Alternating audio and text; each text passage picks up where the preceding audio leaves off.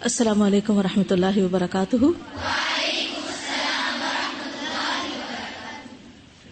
نحمده ونصلی علی رسولہ الکریم، اما بعد فاعوذ باللہ من الشیطان الرجیم، بسم اللہ الرحمن الرحیم، رب اشرح لی صدری ویسر لی امری واحلل عقدۃ من لسانی یفقہوا قولی۔ یہ بتائیے کہ جب انسان قبرستان جائے یا کسی قبر کے پاس سے گزرے تو اسے کن کن کاموں سے بچنا چاہیے؟ امیجن کیجئے، دیکھیے ترتیب بار چلیں گے تو زیادہ فائدہ ہے۔ مثلاً آپ اپنے خاندان والوں کے ساتھ کسی قبرستان کے پاس سے گزر رہے ہیں، اکثر ایسا ہوتا ہے نا، ہم سب گاڑی میں بیٹھے ہوتے ہیں اور پاس سے گزر رہے ہوتے ہیں اور سب کہہ لگا رہے ہوتے ہیں یا کوئی گپ شپ کر رہے ہوتے ہیں یا ہنسی مذاق کر رہے ہوتے ہیں یا کوئی کچھ کھا پی رہے ہوتے ہیں، انجوائے کر رہے ہوتے ہیں، اور اتنے میں قبرستان آ جاتا ہے۔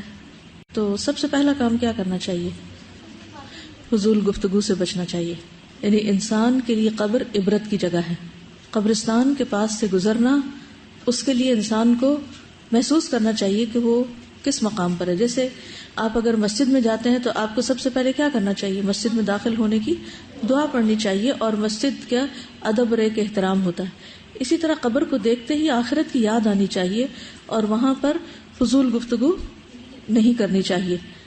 پھر اس کے بعد چیخو پکار نہیں کرنی چاہیے، اس پہ بیٹھنا نہیں چاہیے یا اس کے ساتھ لپٹنا نہیں چاہیے، اور جانور ذبح نہیں کرنے چاہیے، ان کی طرف رخ کر کے نماز نہیں پڑھنی چاہیے، اسے عیدگاہ یا جشن کی جگہ نہیں بنانا چاہیے، باقاعدہ تیاری کے ساتھ اور ایک ٹرپ لے کے نہیں جانا چاہیے، ان سے دعا نہیں مانگنی چاہیے، قبر کو اونچا نہیں کرنا چاہیے، ان کو مخاطب کر کے ان سے باتیں نہیں کرنی چاہیے کیونکہ وہ اپنی ہی دنیا میں ہے۔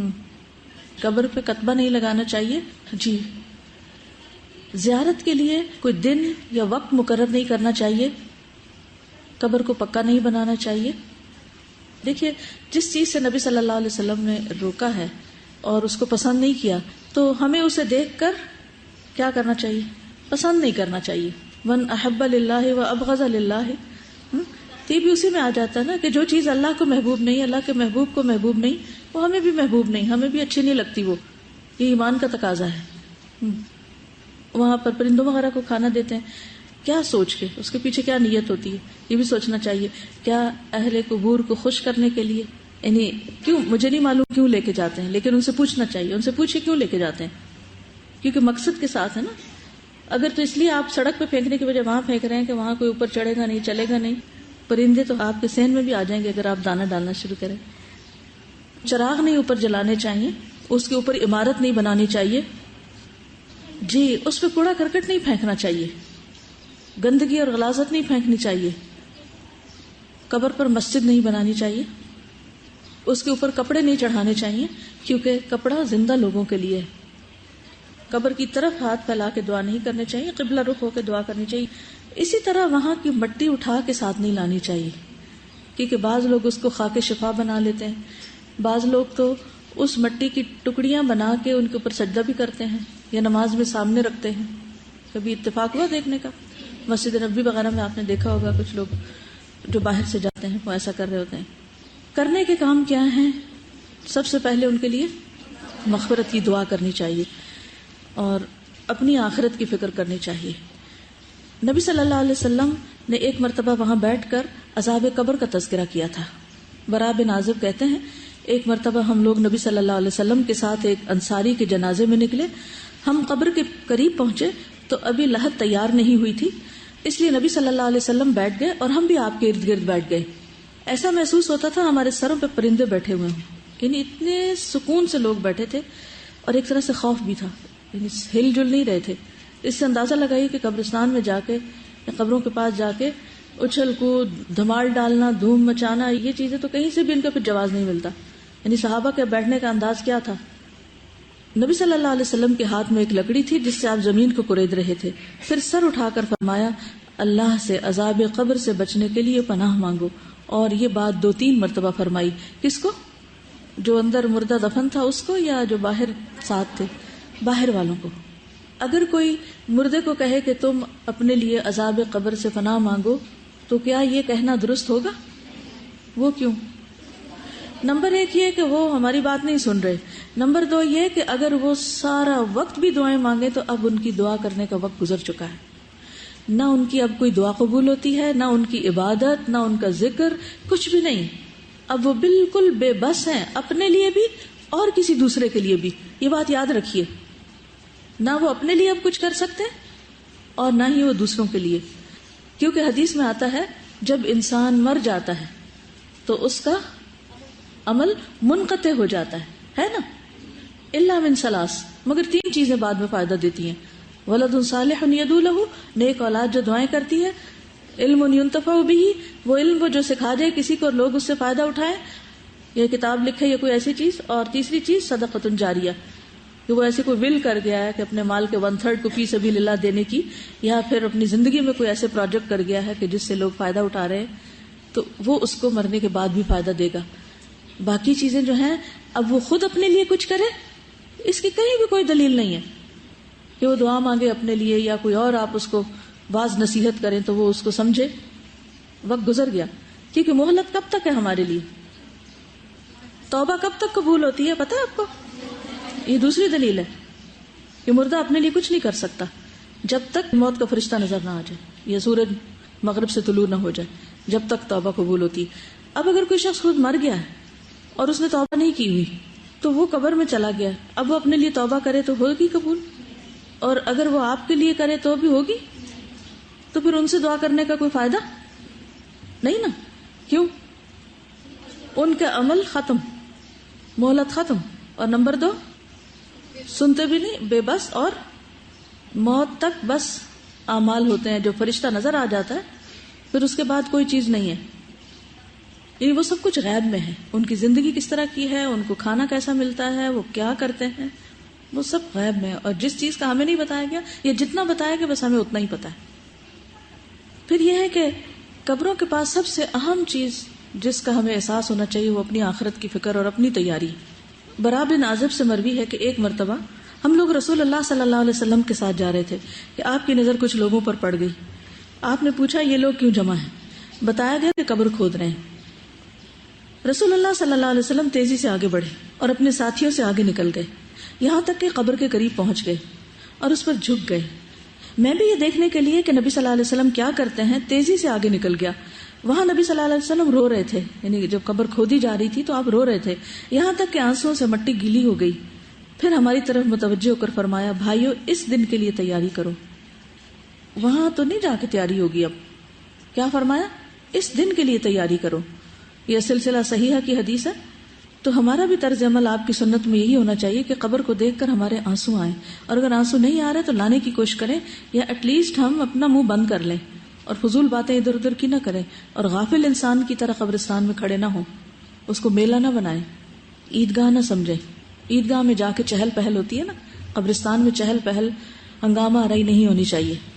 حضرت عثمان کا طرز عمل کیا تھا؟ جب وہ قبر کے پاس سے گزرتے تو وہ روتے تھے. کتنا روتے تھے؟ ان کی داڑھی تر ہو جاتی تھی، بہت آنسو بہاتے تھے. کیوں روتے تھے؟ وہ کہتے تھے کہ یہ آخرت کی پہلی منزل ہے، اگر یہاں نجات مل گئی تو بعد کے سارے مرحلے آسان ہیں، اور اگر یہاں نہ ملی تو بعد کے سارے مرحلے مشکل، ایک کے بعد ایک مشکل. اور نبی صلی اللہ علیہ وسلم نے فرمایا ہے میں نے جتنے بھی مناظر دیکھے ہیں قبر کا منظر ان سب سے ہولناک ہے. اس لیے بھی کہ انسان دنیا کی رونقیں چھوڑ کر ایک دم سب سے کٹ جاتا ہے، تنہائی میں چلا جاتا ہے، اندھیروں میں چلا جاتا ہے.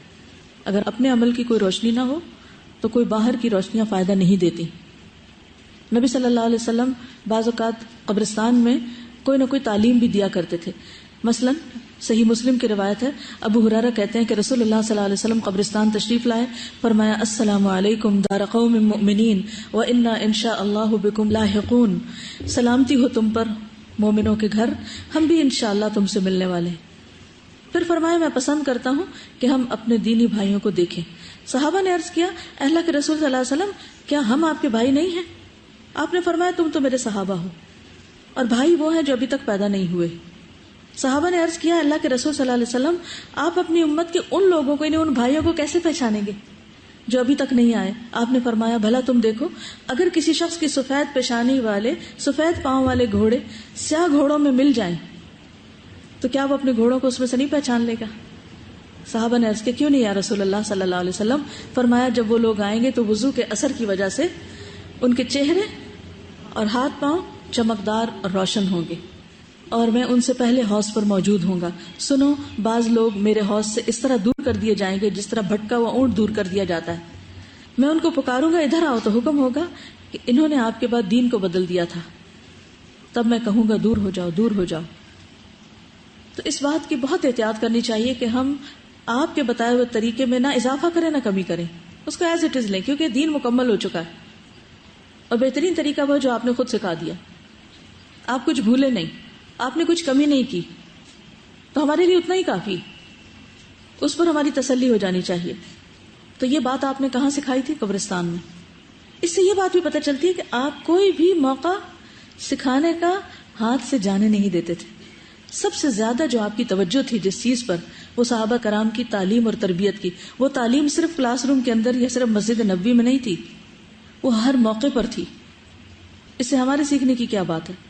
کہیں بھی ہم جا رہے ہوں تو علمی مذاکرہ جاری رہنا چاہیے۔ ہاں، جو لوگ ہماری بات سننے سے گھبرائیں تو ان کے سر پہ مسلط نہ ہو، لیکن جن کو شوق ہو، دلچسپی ہو، ان کو بتاتے رہیں۔ ابو ہریرہ سے روایت ہے کہ نبی صلی اللہ علیہ وسلم ایک قبر کے پاس سے گزرے، حال ہی میں اس میت کو دفن کیا گیا تھا، یعنی تازہ لاش تھی ابھی۔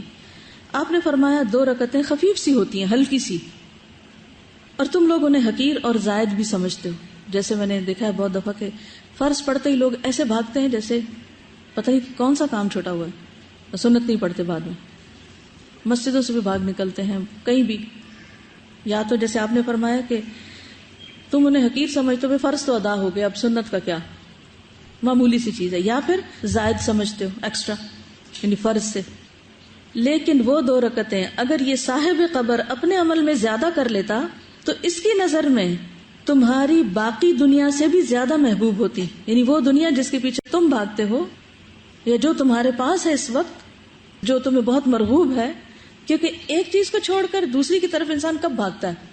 جب ایک چیز معمولی لگتی ہے اور دوسری زیادہ امپورٹنٹ لگتی ہے، تبھی بھاگتا ہے نا انسان اس طرف۔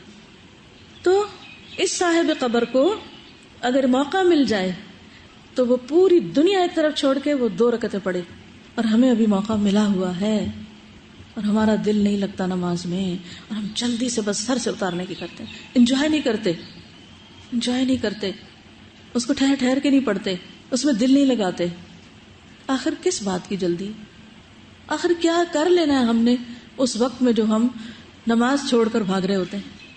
کبھی جواز دیتے ہیں وہ سعودی نفل نہیں پڑھتے، کبھی کہتے ہیں وہ فلاں اہل علم جو ہیں وہ نہیں سنتیں پڑھتے۔ وہ ہمارے سامنے یہ سب لوگ کوئی نمونہ ہے؟ ہمارے نبی کیا کرتے تھے؟ ایک دفعہ آپ کے پاس ایک وفد آ گیا اور آپ کو اس وقت چھوڑنی پڑی سنت، تو آپ نے گھر آ کر عصر کی نماز کا وقت ہو گیا، اس وقت بھی وہ پچھلی سنتیں اپنی پڑھ لی۔ آپ کو معلوم ہے کہ مجھے خود یہ جو حدیث ہے اس سے نماز میں مجھے بہت فائدہ ہوا ہے۔ میں جب دیکھتی ہوں ادھر قبرستان، رات کو بھی جب آنکھ کھلتی ہے یا ویسے بھی دن میں، کئی بار خیال آتا ہے کہ چند فٹ کے فاصلے پر لوگ زمین کے نیچے ہیں، تو میرے پاس یہ موقع ہے اس وقت کچھ کرنے کا، تو جلدی سے کچھ کر کیوں نہ لوں، یہ وقت نہ ضائع کروں، کچھ کر لوں۔ وہاں چلی گئی تو پھر نہیں وقت ہوگا، یہ کرنے کا جو اس وقت کر رہی ہوں یہ تو موقع نہیں ملے گا۔ اس سے پھر ایکسٹرا نیند، زائد آرام، سستی، فضول باتیں ادھر ادھر، اس سب چیزوں سے بے رغبتی ہوتی گئی۔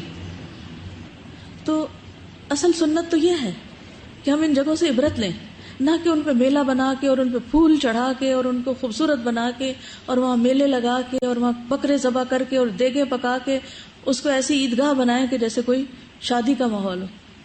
تو وہ عبرت کا پہلو تو نکل ہی گیا نا، اور کسی کو نہیں پتا اندر کیا ہو رہا ہے۔ جس کو آپ تبرک سمجھ رہے ہیں، کیا کوئی بھی یہ دعویٰ کر سکتا ہے کہ میں نے جتنے نیک عمل کیے وہ سارے قبول ہو چکے ہیں؟ ہم سب کو کس بات سے ڈرنا چاہیے؟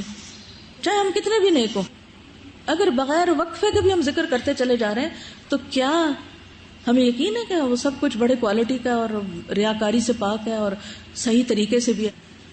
ہمارے تو ذکر کا عالم کیا ہوتا ہے، ہم کیسے ذکر کرتے ہیں؟ سبحان اللہ سبحان اللہ سبحان اللہ سبحان اللہ سبحان اللہ سبحان اللہ سبحان اللہ۔ نماز کے بعد بھی جو تسبیح کرتے ہیں وہ یہ پڑھ رہے ہوتے ہیں، کیا اللہ تعالیٰ کو پسند آ رہا ہوگا؟ سبحان اللہ سبحان اللہ سبحان اللہ الحمد للہ الحمد للہ۔ لٹرلی اگر لوگوں کے لب بھی ہلتے ہوئے دیکھیں، اپنے آپ کو دیکھیں، کسی کو دیکھنے کی کیا ضرورت ہے؟ کیا کر رہے ہوتے ہیں؟ کھیل بنایا اور پھر اپنے آپ کو بڑا نیک سمجھتا ہوں کہ تو لو فلاں تو اٹھ کے چلا گیا, اسے تسبیح نہیں پڑی اور میں نے بڑا کمال کر لیا. میں نے کیا کیا؟ اپنے عمل کی خامی تو ہم کو نظر ہی نہیں آتی. تو ضرورت اس بات کی ہے کہ ہم اپنے اعمال کا جائزہ لیں کہ ہم کر کیا رہے ہیں اور کسی دھوکے میں نہ رہیں. یہ سب سے بڑی بات ہے کہ ہم اپنے آپ کو دھوکہ دیتے ہیں کہ ہم نیک ہیں. تو جو نیک ہوتا ہے نا وہ کبھی بھی اپنے آپ کو نیک نہیں سمجھتا, کیونکہ اللہ تعالیٰ نے اس بات سے منع کیا ہوا ہے, لا تزکوا انفسکم, اپنے آپ کو پاکیزہ مت قرار دو, بل اللہ یزکی من یشاء, بلکہ اللہ ہی جس کو چاہتا ہے پاک کرتا ہے. ہمارے پاس کیا گارنٹی کہ اللہ نے ہمیں پاک کر دیا کہ نہیں کر دیا, ہمارے گناہ معاف ہوئے کہ نہیں, ہے کسی کو پتا؟ کیونکہ مجھے پتا چل گیا معافی ہو گئی ہے میری, تو اب سے میں تو اولیاء اللہ ہو گیا ہوں. ایسا نہ ہو کہ جب موت سامنے آئے تو پھر آنکھ کھلے کہ اوہ یہ کیا ہوا میرے ساتھ, پھر کوئی وقت ہوگا. تو کسی کی بھی چاہے کوئی کتنا بھی نیک ہو, اس کی قبر پہ جا کے یہ سارے شغل یہ کہاں سے آ گئے؟ صحابہ نے تو یہ طریقے نہیں اختیار کیے تھے نیکی اور تزکیہ کے, انہوں نے تو عبرت حاصل کی تھی, کیونکہ نبی صلی اللہ علیہ وسلم نے وجہ بھی یہی بتائی, كنت نہیتکم عن زیارت القبور فزوروها فانها تزہد الدنیا وتذکر الآخرہ, میں تمہیں روکا کرتا تھا لیکن اب تم جایا کرو قبرستان, کیونکہ وہ دنیا سے بے رغبت کرتی ہیں اور آخرت کی یاد دلاتی ہیں. یہ ہول سول پرپس بتایا گیا قبرستان جانے کا, یا تو مردے کو دفنانے کے لیے یا بعد میں اگر جانا ہے تو اس مقصد کے لیے جاؤ. اور باقی جو شغل ہم نے شروع کر رکھے ہیں یہ تو دین کو تفریح بنانے والی بات ہے, جس طرح قرآن مجید میں بھی آتا ہے نا کہ اپنے دین کو کھیل تماشا بنا لیا. اسی طرح کچھ سوال بھی کسی نے لکھے ہوئے تھے, یہاں لکھا ہوا ہے کچھ لوگ قبر کے پاس صبح یا شام جا کر گھنٹہ 2 گھنٹے بیٹھتے ہیں, والدین یا اولاد کی قبر پر وہاں جا کر قرآن پڑھتے ہیں, نفل پڑھتے ہیں. اس کی کیا دلیل ہے کہ وہاں جا کے بیٹھ کے پڑھو؟ کیا نبی صلی اللہ علیہ وسلم مسجد چھوڑ کے بقیع میں جا کے بیٹھ کے قرآن پڑھتے تھے؟ یہ صحابہ سے کوئی روایت ہے کہ وہ لوگ اپنے گھر میں پڑھنے کی بجائے بقیع میں چلے جاتے تھے صبح سویرے اور وہاں جا کے پڑھتے تھے قرآن؟ ہاں, وہاں دعا سکھائی ہے آپ نے, وہاں جا کے قرآن پڑھنے کی کوئی بات نہیں ملتی. جتنی بھی روایات ہیں زیارت قبور کے بارے میں احادیث کی کتابوں میں خود دیکھیے, ان میں دعاؤں کا ذکر تو ملتا ہے لیکن تلاوت کا نہیں ملتا.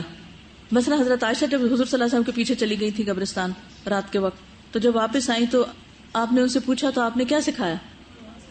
دعا سکھائی, نہ تو سورۃ فاتحہ سکھائی اور نہ ہی سورۃ بقرہ بتائی اور نہ ہی کوئی اور قرآن کا حصہ بتایا کہ عائشہ اگر تم کبھی قبرستان جاؤ تو یہ قرآن کا حصہ پڑھنا یا قرآن پڑھا کرنا. ایسا کچھ بھی نہیں سکھایا. اگر ہم یہ کرنا شروع کر دیتے تو اس کا مطلب ہے کہ نبی صلی اللہ علیہ وسلم کو تو نعوذ باللہ بھول گیا تھا اور ہمیں یہ نیکی یاد آ گئی. اس کے برعکس گھر میں قرآن مجید پڑھنے کی تاکید کی گئی. آپ نے فرمایا لا تجعلوا بیوتکم مقابر, اپنے گھروں کو قبرستان نہ بناؤ, اپنے گھروں کو قبرستان نہ بناؤ, کیونکہ شیطان اس گھر سے بھاگ جاتا ہے جس میں سورۃ البقرہ کی تلاوت کی جاتی ہے. تو گویا نبی صلی اللہ علیہ وسلم نے قبرستان کو کیا بتایا؟ قبرستان کون سی جگہ ہے جہاں قرآن نہیں پڑھا جاتا. تو ہم نے ہر الٹا کام شروع کر رکھا ہے اور جو کرنے کا کام ہے وہ بھول گئے.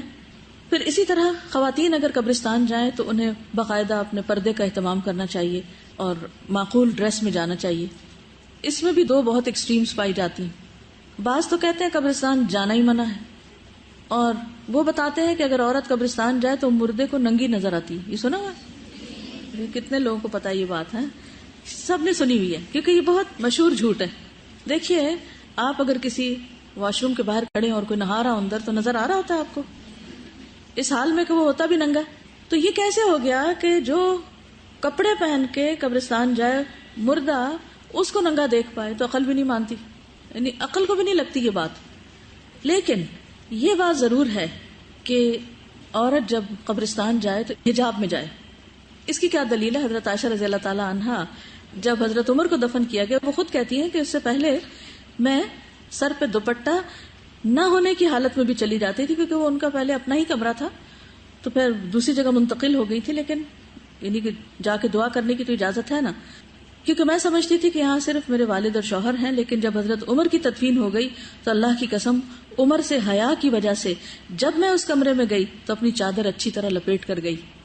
اس لیے نہیں کہ حضرت عمر دیکھ رہے تھے وہاں سے, یہ نہیں وجہ تھی, صرف غیر مرد کی پریزنس کا احساس, چاہے وہ زندہ یا مردہ. یہ بھی حیا کا ایک حصہ ہے.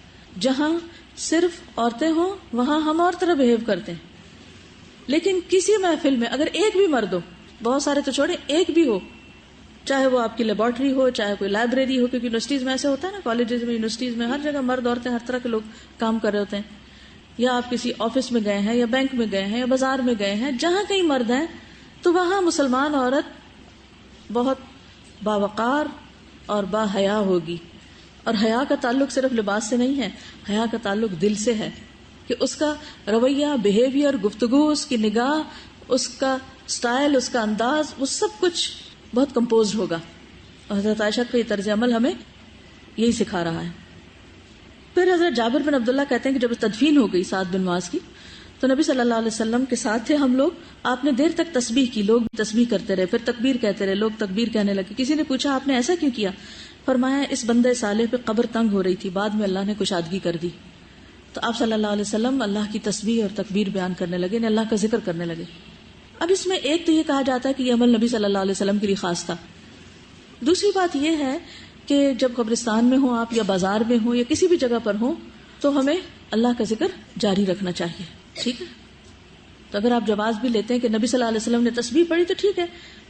علماء تو یہ کہتے ہیں کہ وہ آپ ہی کے لیے تھی، کہ آپ کو پتہ چلا تھا کہ قبر تنگ ہو گئی ہے. ہمیں تو نہیں پتہ چلتا کس کی قبر تنگ ہے کس کی نہیں، اس لیے ہم اس نیت سے تو نہیں پڑھ سکتے کہ ہم ازیوم کر لیں کہ اس کی قبر تنگ ہے اور وہ نہ ہو. ہمیں تو غیب کا علم نہیں ہے نا، نہ ہمیں کسی نے خبر دی وحی کے ذریعے، تو ہم تو ازیوم نہیں کر سکتے. اس لیے اس مقصد کے لیے نہیں پڑھیں گے. ویسے کہیں پر بھی ہوں آپ ذکر کرتے رہیں. نبی صلی اللہ علیہ وسلم کا عام حکم ہے کہ لا یزال لسانک رطبا، ہر وقت تمہاری زبان ذکر سے تر رہے. تو یہ چند چیزیں تھی قبر سے متعلق. اب اگر کوئی چیز آپ کے مائنڈ میں آ رہی ہے تو آپ تھوڑی مختصراً پوچھ لیجئے تاکہ میں اگلے لیسن پہ جا سکوں. پودا تو لگا سکتے ہیں، کہیں بھی لگا سکتے ہیں، گرینری اچھی ہے ہر جگہ. آپ نے لگایا تھا نا کسی کی قبر میں عذاب ہو رہا تھا، پھر میں اگین وہی کہوں گی، ہمیں کچھ پتا ہے کہ ہو رہا ہے کہ نہیں، تو ہم اس نیت سے نہیں لگا سکتے. لیکن پلانٹیشن تو صدقہ جاریہ کا کام ہے، کہیں بھی موقع ملے پودا لگائیے. ٹھیک ہے، جتنی اس سے آکسیجن پروڈیوس ہو رہی ہے وہ سب آپ کے لیے صدقہ لکھا جا رہا ہے کہ آپ مسلسل لوگوں کے بھلے کے لیے ایک فائدہ مند کام کیا آپ نے. وہ چاہے قبرستان ہو یا گھر ہو، کوئی بھی جگہ لگا سکتے ہیں پودے. جی بہت اچھا گہرا سوال انہوں نے کیا کہ نبی صلی اللہ علیہ وسلم جب تسبیح پڑھ رہے تھے، لوگوں نے پوچھا کہ آج آپ غیر معمولی کام کر رہے ہیں کہ عموماً آپ دفنا کر آ جاتے تھے. تو آپ نے فرمایا ہاں اس نیک بندے کی قبر تنگ ہو گئی ہے. تو ان کا سوال یہ ہے کہ کیا نیک لوگوں کی بھی قبر تنگ ہو سکتی ہے؟ جی ہاں، قبر جو ہے ہر ایک کو بھیجتی ہے، کسی کو کم کسی کو زیادہ. ٹھیک ہے، اور کسی نیک بندے کو اس سے بھی زیادہ بھیج سکتی ہے، یعنی عام جتنا کسی نیک بندے کو بھیجتی. اور دو چیزیں جو عذاب قبر کا باعث بنتی ہیں، ایک تو چغلی کرنا، ادھر کی ادھر لگانا، لڑائیاں فساد ڈلوانا، آپ کو پتا ہے فلاں آپ کے بارے میں کیا کہہ رہا تھا، اور دوسرے پیشاب کی چھینٹوں سے نہ بچنا، یعنی طہارت کا اہتمام نہ کرنا. کہتے ہیں کہ اگر کوئی پکی قبر توڑ کر دوبارہ کچی کرنا چاہے تو کیا یہ کر سکتے ہیں؟ بتائیے آپ. نبی صلی اللہ علیہ وسلم نے کیا کیا تھا خالد بن ولید کو جب بھیجا تھا. میں کہتے ہیں کہ قبروں میں عورتوں کے ساتھ زیادتی کے کیس سامنے آئے ہیں، اور گنز کی چوری ہوئی ہے، باؤنڈریز پکی ہوں، بیچ میں قبر کچی ہو تو یہ ٹھیک ہے. جی تابوت بھی بنائے جا سکتے ہیں، اور اندر کر کے جو زمین کے اندر جہاں لحد کھودی جاتی ہے مختلف طریقے کیے جا سکتے ہیں. اصل میں جس چیز کی یہاں ممانعت کی بات ہے وہ اوپر سے باقاعدہ ماربل لگا کے اور اینٹیں لگا کے پکی کرنا. اس کا نقصان جیسے کل بھی میں نے ذکر کیا تھا، اس کا نقصان یہ ہے کہ پھر دوسرے مردوں کو دفن کرنے کے لیے جگہ کم ہو جاتی ہیں. اب وہ پکی قبر تو کبھی ڈیزالو ہوگی تو ہوگی، لیکن اگر کچی ہوگی تو کچھ عرصے کے بعد آٹومیٹیکلی وہ دوبارہ ری یوز ہو سکتی ہے جگہ. چلیے ہم آگے چلتے ہیں. کسی نے لکھا کہ ہم کسی کو زیارت پہ جانے سے منع کرتے ہیں تو کہتے ہیں ہم سجدہ نہیں کرتے، ان کو وسیلہ بنا کر دعا کرتے ہیں. تو چلیے آج ہم ذرا وسیلے کے بارے میں بھی پڑھ لیتے ہیں کہ وہ کیا ہوتا ہے جس کا ذریعہ لے کر وہ یہ سب کام کر رہے ہوتے ہیں. کتاب پہلے نکال لیجئے. ذکر سے شروع کر لیتے ہیں. 77 ذکر صرف اللہ کی یاد کا نام ہے، یہی عبادت ہے اور باعث ثواب بھی. کسی اور کی یاد عبادت یا باعث ثواب سمجھ کے کرنا ذکر نہیں کہلاتا. یعنی آپ کسی کے لیے اداس ہو رہے ہیں، اس کو یاد کر رہے ہیں تو اس کا کوئی ثواب نہیں ہے، اس لیے بہتر اللہ ہی کو یاد کریں. بندہ مومن ہر حال میں اللہ کو یاد رکھتا ہے اور کبھی بھی اس سے غافل نہیں ہوتا. قرآن مجید میں ہے الذین یذکرون اللہ قیاما وقعودا وعلی جنوبہم، آل عمران 191. یعنی عقل مند مومن وہ ہیں جو اللہ کو کھڑے بیٹھے اور لیٹے یاد کرتے رہتے ہیں، یعنی ہر عمل اور معاملہ کرتے وقت وہ اللہ کے احکام کو یاد کرتے ہیں.